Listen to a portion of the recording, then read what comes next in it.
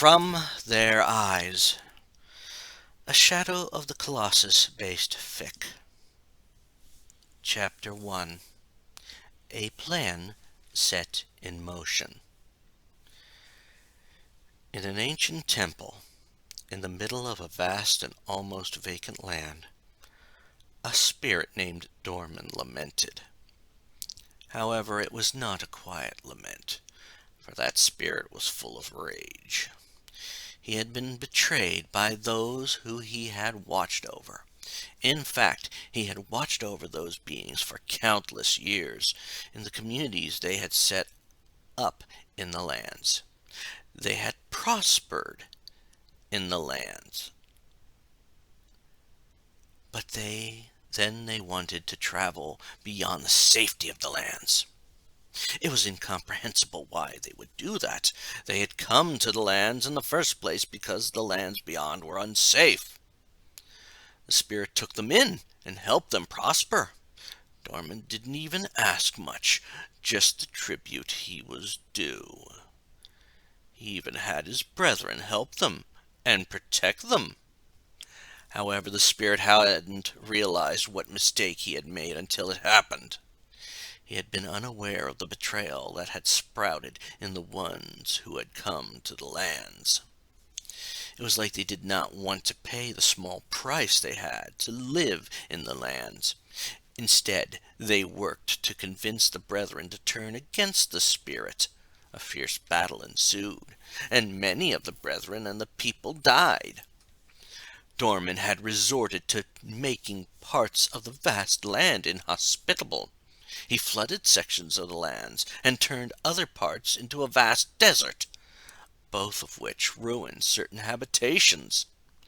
He had even called on the shadow beings to keep everyone in check and return things to normal. The spirit finally had to even restrain the leader of his rebellious brethren, Malice. He had forced Malice to remain standing near the endless sea. It was a fitting punishment, and it should have stopped the rebellion. He had been wrong, since they had all still communicated with the smaller beings, and even managed to tell the little people what they needed to do to be free. Some of the people had taken to forging what was needed to perform the atrocity that put Dorman in the state he was in now. The people had worked to perfect the ritual, and they used it. The remaining brethren had even volunteered to help in the ritual. The spirit remembered that day well. The various brethren had worked to secure the spirit at the time, and the imprisoned one managed to block all his powers. He had not realized how powerful the one that was imprisoned had been. The spirit was helpless, unable to struggle free, and unable to summon the shadow beings. Soon, the leader of the small beings stabbed the physical body, causing the powers to leave.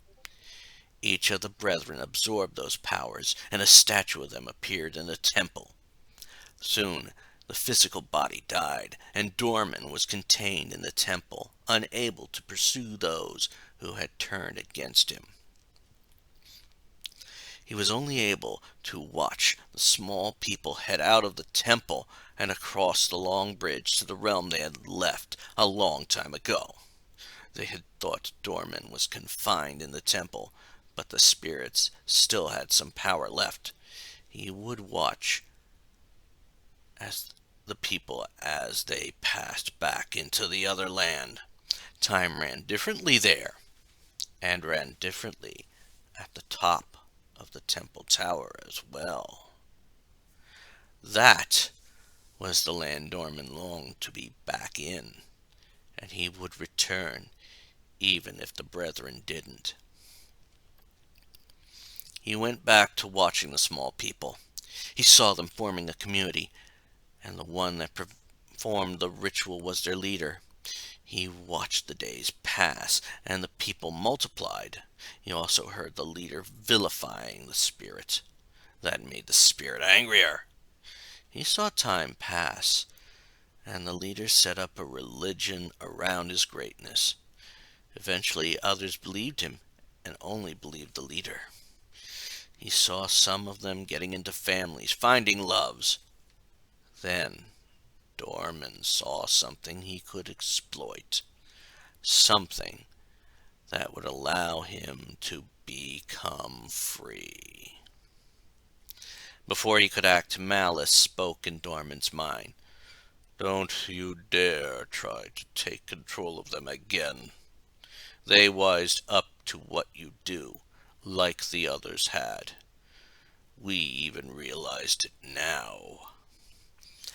The spirit felt fury, but he took comfort in the fact that he would return to power soon. He had found the way to do so. He waited for a moment and saw where to strike to start his plan. He focused on the minds of the leader, who had aged greatly since he had left, and his followers. He found the easiest one to exploit and planted a dream into the followers. Soon he saw them act on the dream and kill the woman in the dream. The woman would be part of two plans. Now he had to start the next part of the plan. He planted another dream in the weakest of the followers. He then watched as the dream took root, and the young man abducted the body and the sword. The same sword that sealed him into this state would free him. The man didn't know his fate, but he knew how to convince the man into doing what was needed. He watched as the man headed for the lands the one who imprisoned him called Forbidden. The plan was working. He saw one drawback happen. The one that performed the ritual noticed that the sword was stolen. It would not be long before he followed. To the spirit, that would be a plus. If everything went the way it was supposed to, the spirit would get its vengeance. The man would come into the trap, and the man would learn the true power of Dorman. Now, Dorman would wait.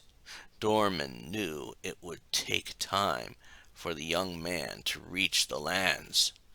Since the path was long and perilous, he also knew the young man would ask to have the girl restored to life. It was what Dorman let it be known in the dream. The young man would only have to do one thing.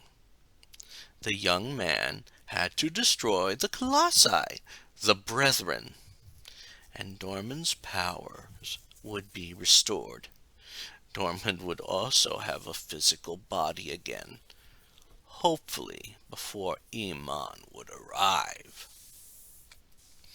However, Dorman also had to be sure the young man was prepared. Dorman summoned some of the shadow beings, and when 16 were present, he gave them their orders.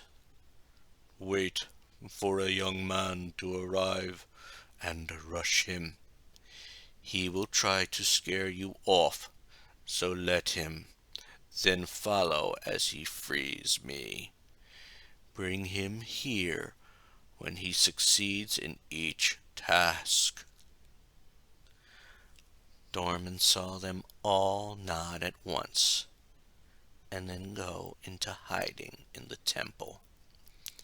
Now, as the sun remained stationary in the sky, compared to the outside world, Dorman knew it was all a matter of time.